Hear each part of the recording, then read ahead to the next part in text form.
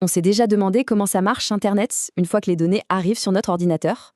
Eh bien, il y a tout un système caché, une sorte de service postal interne super efficace qui s'active à la seconde où on se connecte. C'est ce mécanisme invisible qu'on va explorer ensemble aujourd'hui. Alors pour bien comprendre, posons-nous une question toute simple. Imaginons que notre ordinateur soit une grande maison. À l'intérieur, on fait plein de choses en même temps. On regarde une vidéo en streaming, on joue en ligne, on a des dizaines d'onglets ouverts. Un vrai torrent de données arrive en permanence. Comment l'ordinateur fait-il pour ne pas tout mélanger? Comment sait-il que ces données-là, c'est pour la vidéo et que celle-ci, c'est pour le jeu? C'est un peu le grand mystère. Eh bien, ce mystère, c'est ce qu'on appelle le problème de la livraison d'Internet. Et la clé, la vraie difficulté, ce n'est pas tant d'amener les données jusqu'au bon ordinateur. Ça, c'est la partie facile. Non, le vrai défi, c'est de les livrer à la bonne application une fois qu'elles sont arrivées. C'est vraiment là que la magie opère. En fait, il faut imaginer qu'il y a deux étapes, deux niveaux de livraison. D'abord, on a ce qu'on appelle la couche réseau.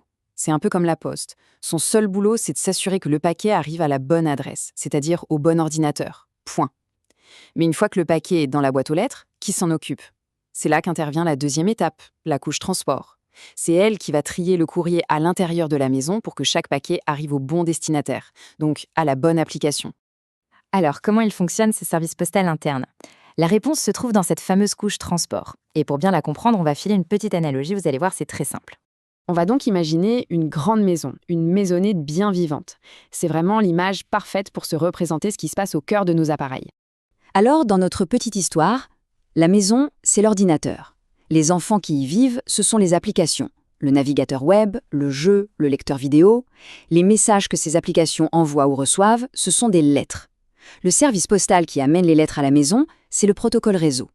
Et les parents, disons Anne et Bill, eh bien ce sont eux, le protocole de transport. Anne, elle, récupère toutes les lettres que les enfants veulent envoyer. Et Bill, lui, s'occupe de distribuer le courrier qui arrive à chaque enfant. Ok, mais concrètement, comment ils s'organisent, Anne et Bill, pour gérer tout ce va-et-vient? Leur méthode repose sur deux actions, deux processus qui fonctionnent en miroir. Attention, les noms sont un peu techniques, mais l'idée est simple, le multiplexage et le démultiplexage. Le multiplexage, c'est le boulot d'Anne, la maman. C'est l'action de rassembler pour envoyer. Elle passe voir chaque enfant, récupère leurs lettres et met tout ça dans la grande boîte aux lettres de la maison. Techniquement, c'est exactement ça. La couche transport prend les paquets de données de différentes applications et les envoie tous par la même sortie réseau.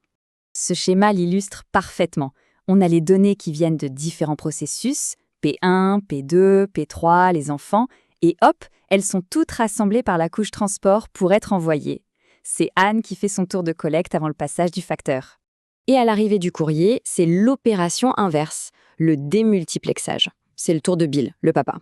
Le facteur a tout déposé en vrac dans la boîte. Bill prend la pile de courrier, examine chaque enveloppe une par une et la donne au bon enfant. La lettre pour Léo va à Léo, celle pour Sophie va à Sophie.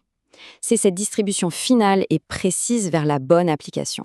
Mais attendez, comment Bill sait à qui donner chaque lettre? Il n'a pas le droit de les ouvrir. Le secret, bien sûr, il est écrit sur l'enveloppe.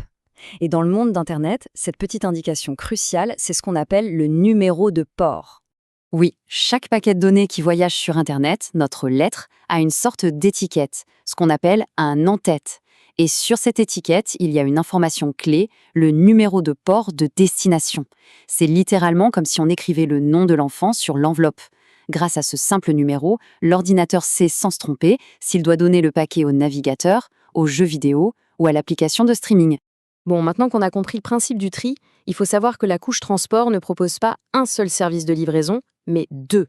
On pourrait dire qu'il y a deux types de facteurs, avec des philosophies de travail radicalement opposées. Ils s'appellent UDP et TCP. Le premier, UDP, c'est le service carte postale. C'est simple, direct, on écrit, on met un timbre, on poste et on espère que ça arrive. C'est super rapide, il n'y a aucune paperasse. L'inconvénient, zéro garantie. La carte peut se perdre, arriver en retard ou même être abîmée. À l'opposé, on a le TCP, Lui, c'est le service colis suivi avec accusé de réception. C'est beaucoup plus sérieux. Avant d'envoyer le moindre truc, on établit une connexion solide, chaque paquet est numéroté, suivi à la trace, et si jamais un paquet se perd en route, il est automatiquement renvoyé. On a la certitude absolue que tout arrive intact et dans le bon ordre. C'est fiable à 100%, mais évidemment, toute cette organisation prend un peu plus de temps et de ressources. Alors, si on résume, d'un côté, UDP, la carte postale. Pas de connexion, pas fiable, mais super léger et rapide. De l'autre, TCP, le recommandé. Connexion obligatoire, fiabilité totale, mais un peu plus lent au démarrage et avec une étiquette plus grosse. Le TCP est même assez malin pour ralentir s'il sent que le réseau est embouteillé pour ne pas aggraver les choses.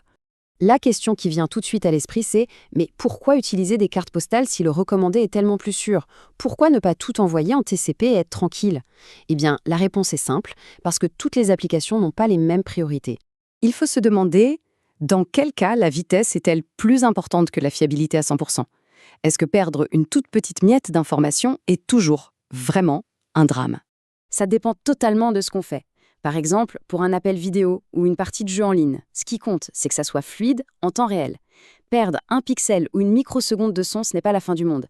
L'important, c'est la vitesse. C'est le terrain de jeu parfait pour l'UDP. Par contre, quand on charge une page web ou qu'on télécharge un fichier, là, il ne peut pas manquer un seul octet.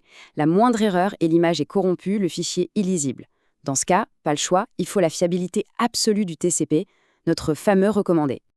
Au final, tout est une histoire de compromis. C'est le dilemme au cœur de la couche transport. Et ce sont les développeurs d'applications qui doivent choisir pour nous.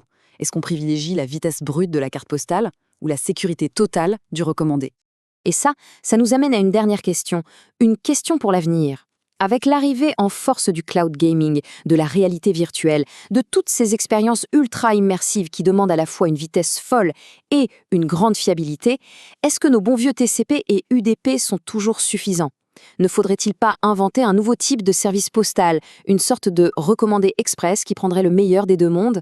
C'est une question importante, car une partie de l'avenir d'Internet en dépend.